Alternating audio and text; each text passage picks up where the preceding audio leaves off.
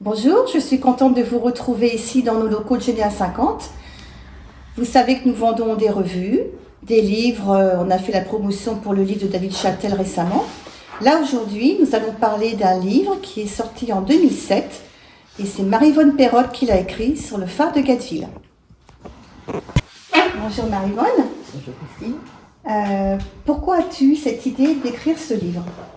Parce que j'ai fait des études de géographie il y a plus de 50 ans à l'université de Caen sur les sociétés rurales et j'ai beaucoup voyagé à travers le monde et finalement je me suis rendu compte que ce que j'avais vécu au phare quand j'y habitais, que mon père était gardien de phare, valait bien aussi ces découvertes que j'avais pu voir à travers le monde et on formait une société à part, inconnue du travail de nos pères et de notre vie quotidienne.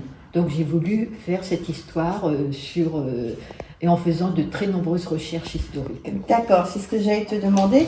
Les sources pour écrire ce livre, déjà combien de temps tu as mis pour l'écrire, et sur quelles sources tu t'es appuyé pour l'écrire?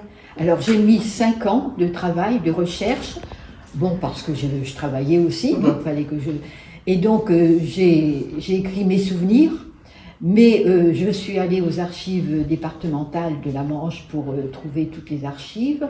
J'ai consulté les archives du phare, j'ai consulté les archives nationales et je suis allée voir tous les anciens de Gatteville, les habitants les plus anciens, qui avaient des témoignages, des souvenirs sur le phare, sur la vie. Et c'est comme ça que je suis partie à raconter tout cet aspect sous une forme un peu ethnographique, découverte d'une société que personne ne connaissait. Parce qu'on vivait dans un bout du monde, mais on n'avait pas de contact, sauf avec le village, mais on avait tous les touristes qui venaient par contre. D'accord. Et donc ce livre, c'est pas uniquement tes souvenirs du XXe siècle, je dirais. Tu remontes aussi plus loin dans le temps. Oui, alors du coup, par ma formation et puis l'intérêt, j'ai découvert l'histoire du phare. Et donc j'ai compris que le premier phare, parce qu'il y a eu un premier phare qui est le sémaphore actuel, a été construit au XVIIIe siècle, quand je suis plongée dans l'histoire. Le deuxième phare au XIXe siècle, et puis qui avait aussi tout le travail des gardiens de phare qui a évolué en fonction de l'évolution technique du phare. Et puis la vie sociale des familles aussi qui a évolué. Et donc j'ai voulu, par ma formation de géographe et un peu ethnologue, raconter tout cet aspect. D'accord, écoute, ça a l'air passionnant. Donc tu remontes dans le temps, tu expliques la construction du phare, toutes les nouvelles technologies qui ont été apportées au phare, votre vie au quotidien, votre vie de société, le petit microcosme dans le phare. Est-ce qu'il y a des choses qui t'ont marqué quand tu as découvert la vie des autres enfants à côté? Est-ce qu'il y avait des spécificités chez toi dans cette vie que vous aviez au phare? C'est-à-dire qu'on avait une vie spéciale. C'était un peu comme dans les pays où je suis allée visiter les tribus en Afghanistan, chez les Touaregs. Les gens vivaient tous entre eux, les familles vivaient, c'était quelques familles, ils vivaient entre eux. Et nous, on était 6 familles de gardiens de phare et 2 du sémaphore, et on vivait tous sur le même terrain. Et on avait nos pères qui étaient toujours présents. Donc le terrain de travail de nos pères était aussi notre terrain de jeu. Parce qu'on partait dans le phare, galoper, courir, on allait avec eux mettre le phare en route, en marche, l'entretenir, on voyait. Et donc on vivait comme des ethnies, disons, qu'on peut aller visiter ailleurs dans le monde. Et donc c'est ça qui m'a un peu étonnée de découvrir finalement, alors que c'était pour moi ma vie normale. Tout à fait, mais c'est vrai que c'était une vie différente pour les autres enfants. Oui. En effet. Et puis en plus, alors notre seul lien, on allait au village pour aller à l'école, et puis à la messe, mais notre découverte, c'était les visiteurs qui venaient au phare. D'accord. Et lorsque les visiteurs venaient, ils montaient au phare, et bien nous, on regardait tous ces gens-là qui étaient bien habillés, comment ils vivaient. Ma mère, qui était couturière, regardait comment les femmes étaient habillées lors des mariages.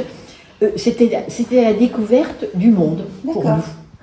Bon, bah écoute, ça donne vraiment envie de s'intéresser à cette vie que vous avez eue, qui était vraiment dans une petite société à 5-6 familles, tu me disais? Six familles de gardiens de phare. Et puis, l'époque que j'ai vécue, c'était de 48 à... Bon, je suis née à la fin 47, donc de 48 à 58. Et progressivement, là, les dernières années, le nombre de gardiens diminuait parce que le phare est passé à un mécanisme différent, électromécanisme, tout devenait automatisé, donc il n'y avait plus besoin les gardiens n'avaient plus besoin de travailler toute la nuit, 24 heures sur 24 dans le phare. Donc, et puis nous, enfants, eh bien, nous avons quelque chose d'extraordinaire, c'était que nous avions tous les rochers, tout le phare comme terrain de jeu. Mhm. Et donc, notre terrain de jeu, c'était les rochers. On allait jouer dans les rochers, on jouait à cache-cache, on ramassait des coquillages. Et puis le soir, eh ben, on mangeait des coquillages, des crevettes, parce qu'il y avait du bouquet à l'époque. Et nos mères, qui ne savaient pas où on était, eh ben, elles faisaient le tour du phare et puis elles nous retrouvaient toujours dans les rochers. Bon. Bah écoute, c'était vraiment une enfance, donc en effet spéciale, hors du commun, je dirais. Oui. Que tu as eu. Je voulais préciser que donc c'est un livre sur le phare de Gatteville. On connaît beaucoup les phares bretons, mais on ne parle pas souvent des phares normands. Donc c'est un beau livre sur ce phare qui est le plus grand phare de France. À terre. Voilà, donc il est en vente ici. Est-ce qu'il est en vente dans d'autres points de vente? Au phare. Au phare de Gatteville. Oui. D'accord. Et puis ici. Et puis, comment je vais dire, il y en a encore. Il a été réédité parce qu'il est parti très rapidement la première fois. Et c'est quelque chose, pas uniquement technique du phare, si vous voulez, mais c'est toute une vie sociale qui a été abordée, ethnologique, je dirais presque un travail que les auteurs de livres sur les phares bretons n'ont jamais fait. Parce qu'ils parlent toujours des phares bretons, on a parlé au niveau technique, mais mélanger tout cet aspect technique, travail des gardiens, avec la vie quotidienne, ça n'a jamais été fait. D'accord, merci Marie-Yvonne. Je vais te demander un tout autre projet. Oui, parce que je suis originaire de la Hague. Je me suis plongée dans la généalogie il y a une quinzaine d'années. Et les découvertes m'ont entraînée dans plein de choses historiques. Et je suis en train de travailler sur un ouvrage, je ne sais pas comment il finalisera, mais avec plein de découvertes sur Jean-François Millet, où je contredis des experts qui disent pas la vérité, qui se sont trompés parce qu'ils n'ont pas tous les documents. Et j'ai plein de choses nouvelles sur Jean-François Millet, des nouveaux tableaux, identifier les personnages qu'il a peints, et puis en lien avec Jean Fleury, le père de Henri Gréville, plein d'aspects historiques très importants pour tous les chercheurs et l'avenir. Bon, bah écoute, c'est une belle promesse que tu nous donnes. On attendra la sortie du livre. Surtout que la semaine dernière, j'ai rencontré un descendant de Jean-François Millet en plus, donc je lui en ai parlé. Bon, bah écoute, je te remercie Marie-Yvonne pour cette interview.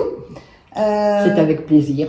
Bah, moi de même. Parce que j'aime beaucoup parler du phare et de raconter justement, je parle souvent avec les touristes qui sont au phare pour leur montrer des aspects qui sont complètement inconnus de cette vie quotidienne des femmes et des enfants sur place. D'accord, merci bien.